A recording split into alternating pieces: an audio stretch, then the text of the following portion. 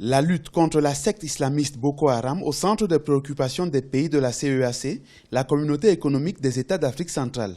Afin de trouver une solution efficace visant à éradiquer la menace que représente ce mouvement salafiste djihadiste, les chefs d'État et de gouvernement de cette zone ont rendez-vous ce lundi à Yaoundé, la capitale camerounaise.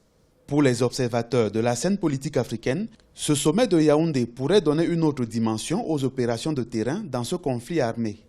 Boko Haram aujourd'hui oppose aux armées de la sous-région un matériel que ces armées n'ont peut-être pas encore acquis.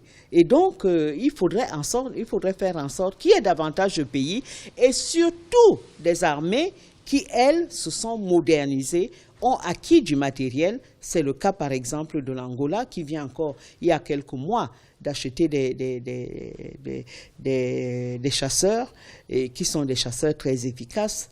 Selon Henriette Ekwe, il est également important pour le Cameroun de mettre un accent particulier sur la protection des populations civiles.